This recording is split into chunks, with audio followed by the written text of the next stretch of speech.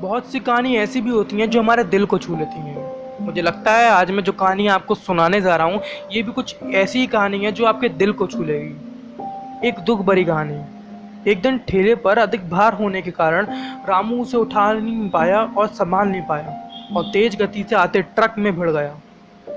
अगली पल उसकी मौत हो गई और उसके पीछे उसकी पत्नी जानकी और दो छोटे छोटे बच्चे गुड्डी और गुड्डू रह गए।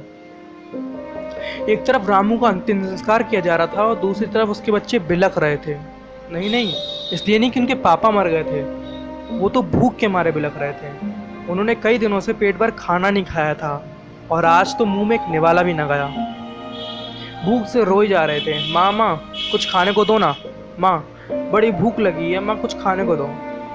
कोई पत्थर दिल इंसान भी दृश्य को देख के पिघल जाता। पड़ोसियों ने भी दया आ गई और उन्हें खाना दे दिया। बड़े दिनों बाद आज गुड्डी और गुड्डू ने पेट भर खाना खाया। अजीब दास्तां है ना।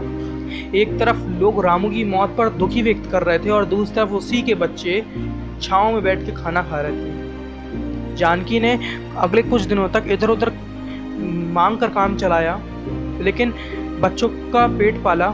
लेकिन ये कब तक चलता? लोगों ने मदद करना बंद कर दी।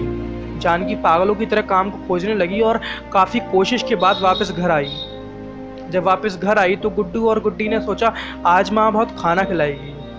गुड्डू बोला भी माँ से कि माँ कुछ खाने को दो ना। माँ रो पड़ी।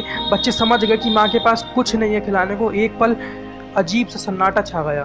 फिर गुड्डी बोली, माँ ये गुड्डू कब मरेगा?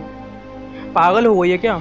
ऐसा क्यों बोल रही है? माँ ने डांटते हुए बोला, माँ जब पापा मरे थे तो उस दिन हमने पेट भर खाना खाया था, तो गुड्डू मरेगा फिर भी हमें खाने को मिलेगा। गुड्डू की बात सुन के माँ की आंखें फटी की फटी रह गईं। उसके पास गुड्डी की बात को जवाब देने का कोई साधन ही नहीं बचा। दोस्तों, ये सिर्फ एक कहानी नहीं है, ये दुनिया के हजारों लोगों की हकीकत है। इस पर गौर कीजिए। जिस खाने को हम थाली में छोड़ देते हैं उसकी कीमत समझिए। बचपन से हमें अन्न का आदर करना समझाया जाता है, लेकिन चूंकि हमने ये ऐसी भूख कभी देखी नहीं है इसलिए हम उसका आदर नहीं कर सकते।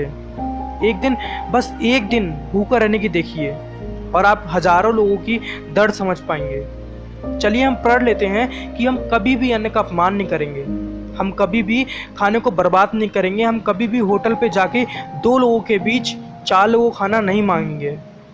चलिए अन्न को बचाएं और ऐसे लोगों तक पहुंचाएं जिनका इनको सच में ज़रूरत है।